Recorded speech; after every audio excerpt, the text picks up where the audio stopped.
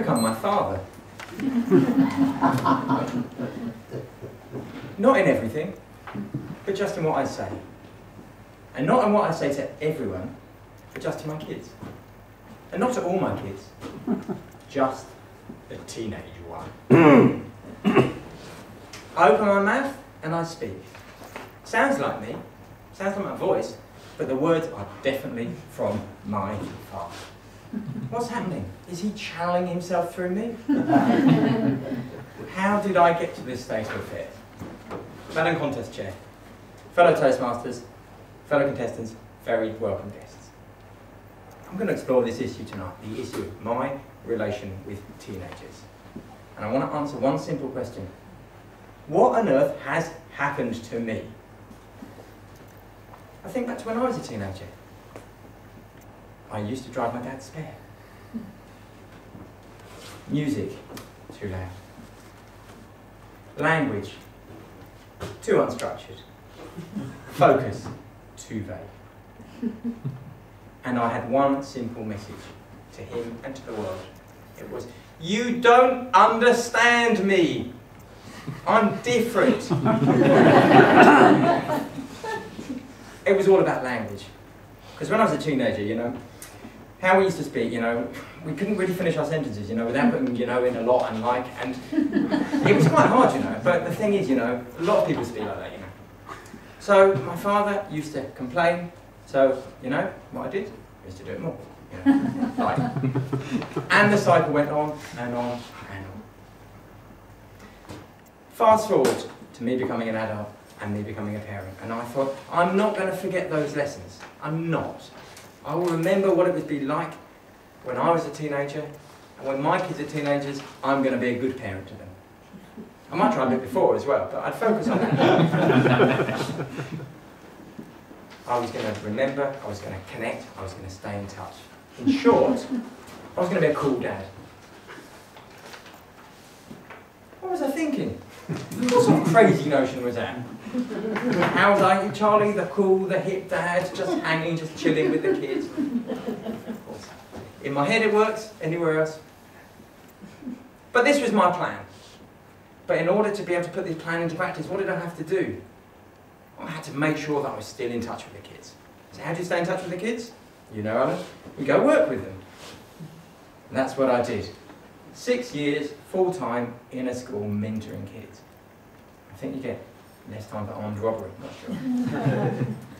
But it would be great. I would be there, I'd be able to connect with them because I was still young at heart, if not in body.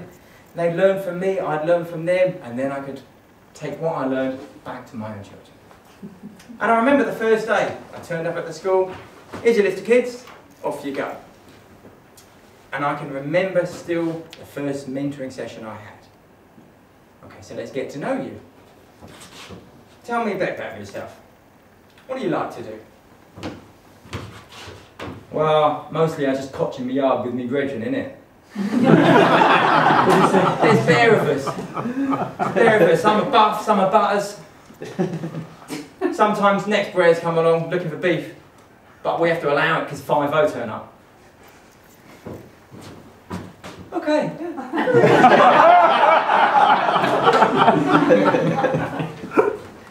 Straight out of the room, straight onto the computer, English to teenager dictionary. And do you know what? There is one. Gives me a translation of all those words. I'm going to pick on a few of the words and give you a little bit of education about them. They talked about bear people. Well, what are bear people? Are they people who live in the woods? Are they people who dress up in bear suits? Are these latter-day nudists? What are they? Bear people are lots of people. There's bear people. That means a room full of people. We are bear people, you should know. Go home and tell your folks. Next is next.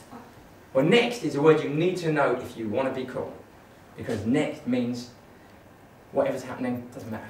You know, what you got next lesson? Oh, I got some next lesson with some next teacher. It means, I don't care. What are you doing at the weekend? I'm going to shopping, some next place. That's fine, but what happens if you're going shopping actually in next? Then you go to some next place. But my favourite, the one I loved, was 5-0. Anyone know what 5-0 is? Police. Police. Alan knows it, of course he knows it. Anyone know why 5-0 is police? Those of you of a certain age, like mine, no. Hawaii 5-0. Hawaii 5-0, TV programme in the 70s, cool cops on speedboats, girls in hula skirts. These students were talking about Hounslow Community Police walking up Hounslow. So I've got all this information. I'm ready to go with my own son when he hit 40. Come on. What happened? It was a transformation overnight. 1 minute, it's all about school. It's all about reading. It's all about telly. Now suddenly, it's all about music. It's all about girls. And mostly, it's all about being right. That's a key. And music. You know, I remember the day when I used to be able to inflict my musical taste on him. Or should I say, educate him into the finer music. So it's Bob Dylan, it's the Rolling Stones, it's ABBA. But now it's, God, Dad, haven't you heard of Bullet for My Valentine? What's wrong with it? And he can't stand still. You know, I'm talking to him. Yeah, Dad. Yeah. Cool beans, Dad, cool beans. What cool beans? Anyone know? And then we're in the car. We're in the car and it's, turn it down. Turn it down! Don't you know it'll hurt your ears, that iPod? Like I said, I'm channeling my father. His words. So what do I do with all of this? He's not relating. He can't listen to me. He's busy being right. Wouldn't we all love to be right? How fantastic would that be?